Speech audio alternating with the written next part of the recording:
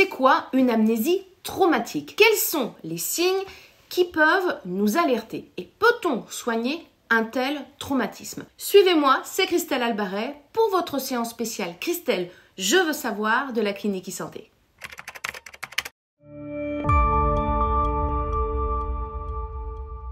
Dans cette vidéo, je vous explique ce qu'est une amnésie traumatique et je vais vous confier les 3 signes que peut-être votre équilibre mental a été bouleversé. Pour ceux qui le souhaitent, je vous informe que dans la description de cette vidéo, comme à chaque fois, vous retrouverez le test qui fait écho à ce que j'aborde dans cette vidéo. Aujourd'hui, ai-je subi un stress post-traumatique?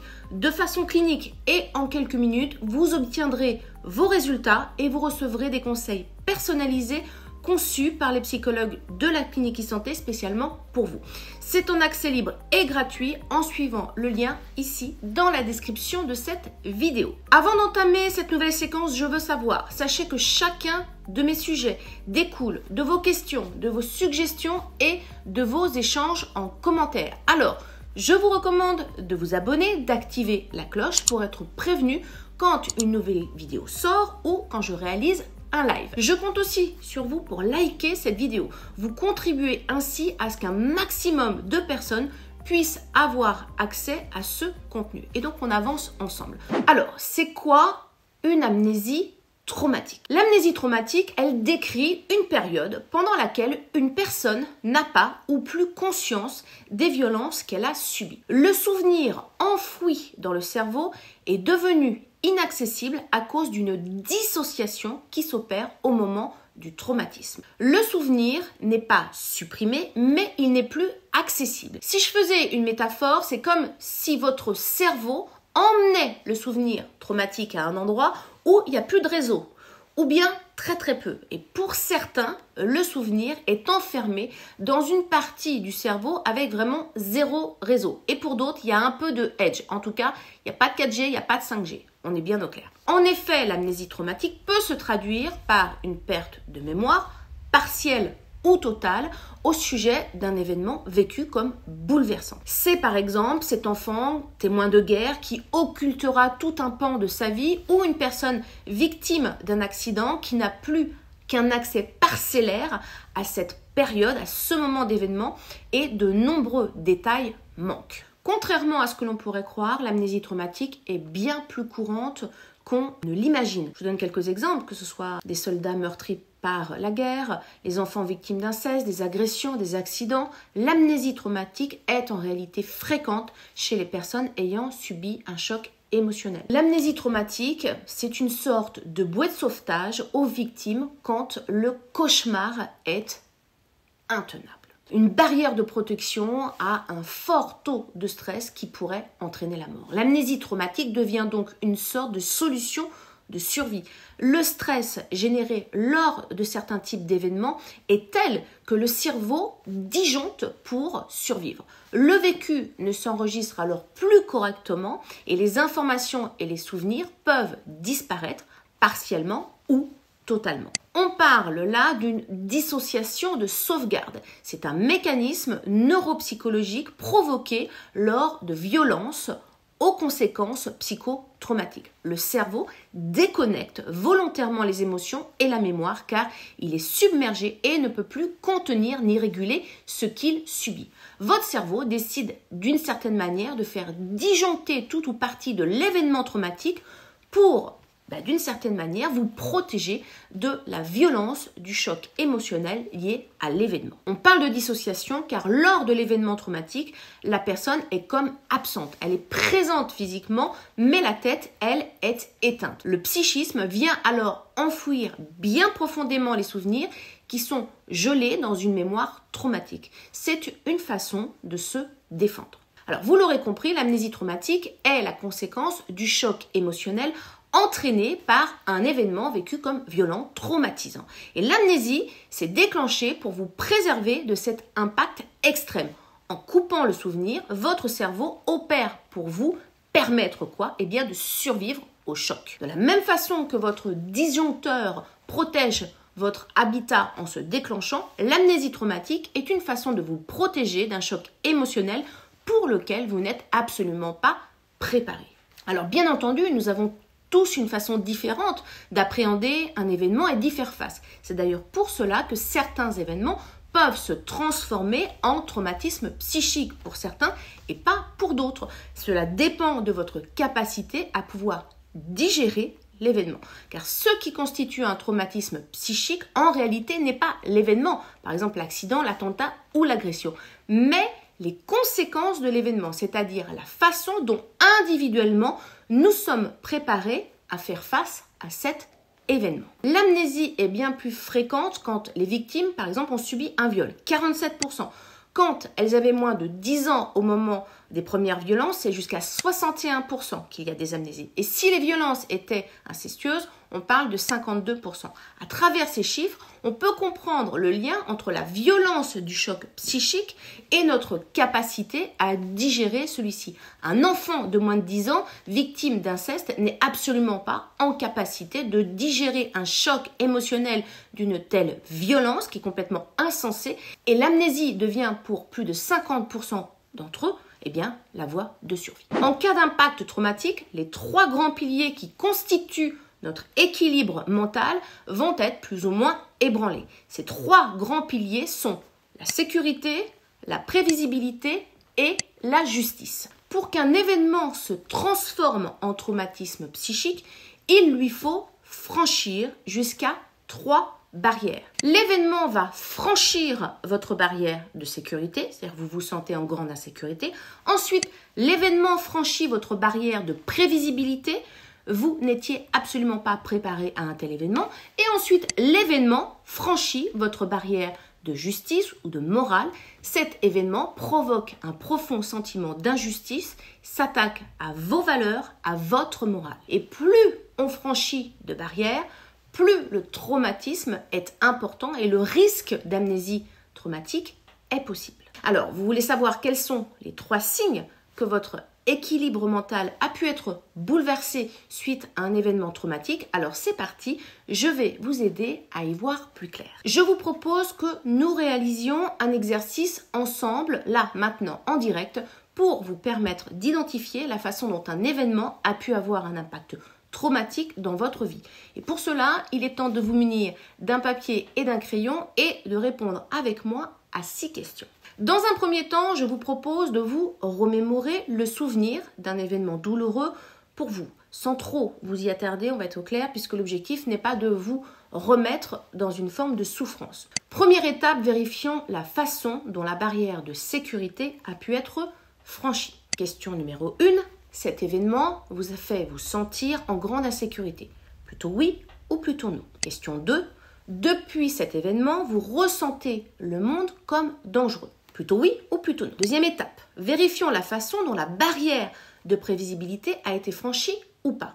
Question 3 donc, cet événement a été totalement imprévisible. Vous n'avez pas du tout pu l'anticiper. Plutôt oui, plutôt non. Question numéro 4, depuis cet événement, vous ressentez le monde comme imprévisible et angoissant au quotidien. Plutôt oui ou plutôt non. Enfin, troisième étape, vérifions la façon dont la barrière de justice, de morale a été franchie. Question numéro 5, cet événement vous a confronté à l'injustice, a profondément ébranlé vos valeurs morales. Plutôt oui, plutôt non. Question numéro 6, depuis cet événement, vous avez un profond besoin de justice. Combien de oui avez-vous eu? Combien de barrières auraient été franchies? Pour vous aider un peu plus dans votre réflexion, sachez que la réponse aux questions 1, 3 et 5 vous donne une information sur le niveau d'impact d'un événement dans votre vie. Et la réponse aux questions 2, 4 et 6 vous donne une information sur les conséquences d'un événement. C'est notamment à cet endroit-là que s'installent les mécanismes de défense et d'adaptation qui vont se traduire par des comportements, des modes de pensée et des modes d'émotion. Alors, est-ce que vous avez constaté des mécanismes de défense chez vous? Par exemple, des difficultés à faire confiance, des troubles anxieux, des addictions, certaines formes de dépendance, des relations difficiles, conflictuelles, un trouble de l'affirmation de soi? Dites-le moi, partagez-le avec moi en commentaire. Je vous propose à présent d'aller un peu plus dans le détail. Une amnésie, qu'elle soit totale ou partielle, peut durer quelques heures, quelques jours, quelques mois, de nombreuses années ou même parfois rester. Par contre, quand l'amnésie disparaît, il faut savoir que les souvenirs traumatiques ressurgissent parfois par bribes, parfois de façon brutale. Il peut suffire d'un déclencheur sensoriel, par exemple un lieu, une odeur, une chanson, mais cela peut être aussi un autre type de déclencheur, comme par exemple l'arrivée d'un enfant. Les morceaux de souvenirs nous parviennent un peu comme des morceaux de puzzle qu'on ne sait pas trop comment remettre dans le bon ordre. Et même si ce morceau de puzzle est bien à nous. Parfois on se demande en effet si certains morceaux appartiennent à notre histoire. Tout est morcelé, particulièrement envahissant, parfois non désiré et surtout incontrôlable. Les flashbacks, les cauchemars sont extrêmement douloureux et peuvent nous amener à revivre les mêmes violences, parfois même des années plus tard. Les sensations et la détresse éprouvée sont alors similaires à la situation originelle. La mémoire traumatique s'enclenche à nouveau, le cerveau va déconnecter encore et encore. C'est toute la complexité qui se joue dans cette amnésie. Réussir à recoller les pièces du puzzle d'une mémoire fragmentée et traumatisée. Est-ce que ça vous parle par rapport à votre histoire de vie? Pouvez-vous partager avec la communauté quel a été votre déclencheur si vous avez le traumatisme qui s'est réveillé? Dites-le nous, véritablement, partageons ensemble. Rappelez-vous que l'amnésie traumatique est une réponse à l'intensité de notre vécu traumatique et celui-ci est propre à chacun, à notre histoire, à notre vision du monde. Nos émotions sont le résultat de l'interaction entre la réalité et notre vision du monde. Plus l'écart entre les deux est important, plus les conséquences émotionnelles seront intenses. Ensuite, le cerveau, au fur et à mesure de votre vie, de votre expérience de vie, va évaluer la possibilité d'ouvrir les vannes des souvenirs en fonction de votre capacité à être prêt à digérer l'événement. L'aide précieuse d'un psychologue permet d'accompagner cette digestion émotionnelle et de vous délivrer. Je récapitule les points clés de cette séance. Je veux savoir. Oui, pour se protéger d'un événement violent, le cerveau peut faire appel à une amnésie dite traumatique. Oui, l'amnésie traumatique appartient aux troubles psychotraumatiques qui suivent un événement traumatique majeur entraînant une perte des souvenirs. Oui, la personne n'a plus conscience des faits qui se sont produits. Cette amnésie peut être totale comme partielle. Oui, l'amnésie traumatique est dissociative car elle est liée à des mécanismes de sauvegarde. Le cerveau met en place au moment des violences une déconnexion. De ce fait, la victime n'a plus accès à ses émotions ni aux souvenirs de l'acte vécu. Oui, le plus souvent, les personnes récupèrent leurs souvenirs quand ils sont enfin en possibilité de pouvoir en sortir. Le processus ne vient pas de la personne, mais du cerveau. Au moment où il y a une atmosphère sécurisante, le système de mémoire se reconnecte et les personnes revivent les événements pour ensuite pouvoir les cicatriser. Alors ce qu'il faut retenir, c'est que pour se reconstruire après une amnésie traumatique, traiter les émotions et les symptômes, ça ne suffit pas.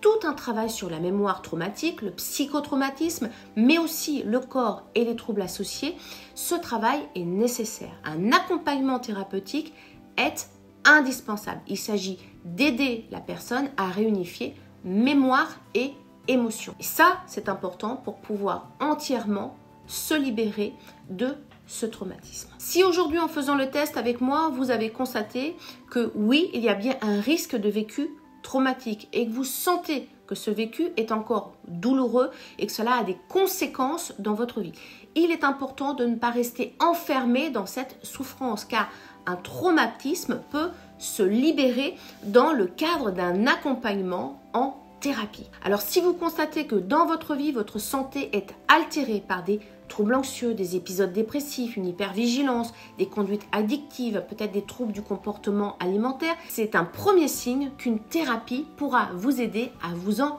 libérer. Si au niveau relationnel, vous avez des difficultés dans vos relations affectives, professionnelles, familiales ou amicales, des difficultés à trouver votre place, à vous affirmer, que vous êtes facilement agressif ou au contraire à avoir peur de tout conflit, c'est peut-être un deuxième signe qu'un accompagnement en thérapie pourra vous libérer. Pour faire un premier pas, pour vous, je vous recommande de réaliser le test trauma. C'est une exclusivité de la clinique e-santé qui vous permet d'obtenir un diagnostic complet de l'impact d'un ou plusieurs événements sur votre santé mentale, que vous en ayez ou pas le souvenir.